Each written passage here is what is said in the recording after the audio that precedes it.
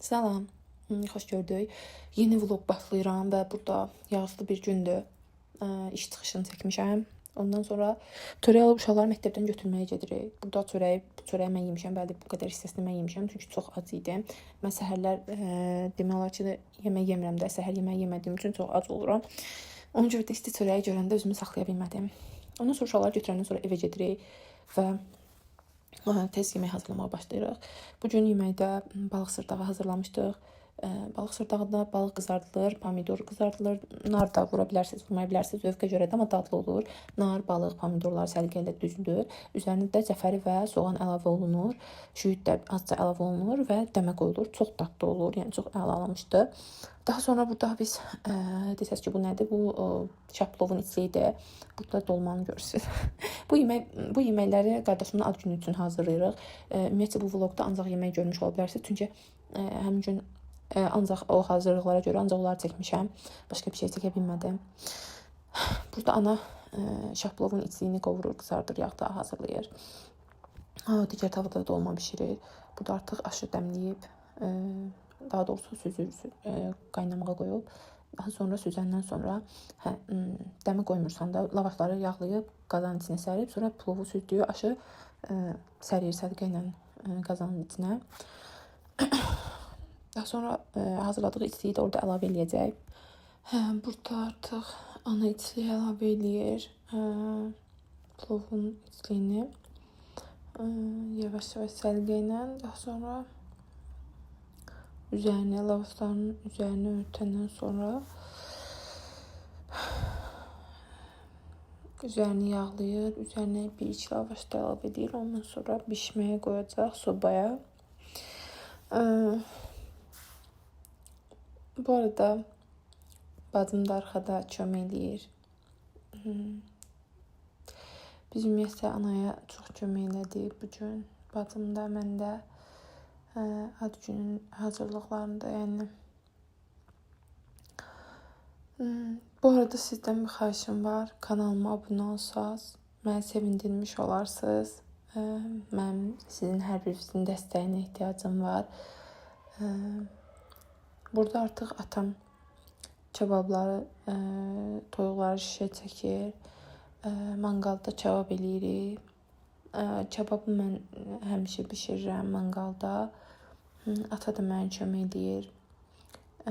Biz ikimiz evdə manqal işinə biz baxırıq, atamla mən. O ətləri hazırlayıb şişə çəkir. Daha sonra mən bişirirəm. Bəzən o mənə bişirməyə kömək eləyir. Ümumiyyətlə ikimiz edirik. Burada artıq manqalı yandırıram. Əvvəlcə taxtaları belə yandırıram. Balaca taxtaları. Daha sonra üzərinə kömürü əlavə edirəm. Daha yaxşı alışsın, yansın deyə. Kömür də yaxşıca yanandan sonra artıq bişirməyə başlayıram.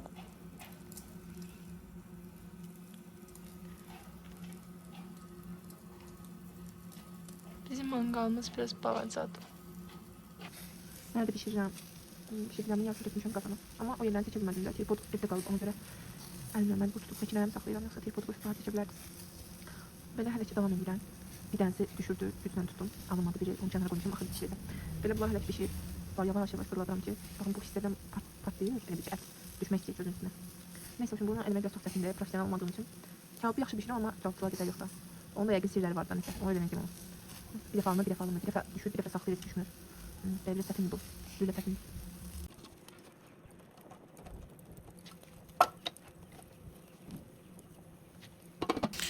Toyuqlar da burada pişir.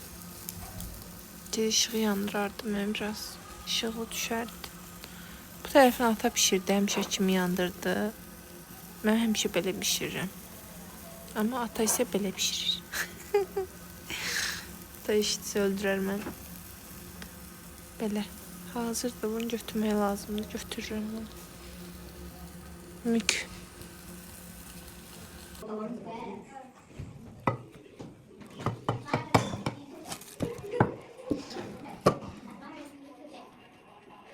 Asla. Bir şey. Hangi şeysən sen? Çox gözəlsən, ax, çox gözəlsən. Burada artıq mən görünürəm. Tam olaraq görünməsəm də burada artıq hazırladığım kebabları süfrəyə hazırlayırıq. Belə buludları səlqə ilə yığıram. Daha sonra qonaqlara təqdim etmək üçün aparıram. Sunum yapıyoruz. Nəsə Azərbaycanca bu söz lüğətim çox azdır. Burada bəzi sözləri fikrimi çatdıra bilmirəm tam da. Nəysə. Belə səlqə şəkildə düzürəm kebabları, üzərinə cəfər və soğan, bir də sumaq hazırlamışdı bacım. Ondan əlavə eləyirəm. Daha sonra keçib otururuq. Qəşəng yeyirik, içirik.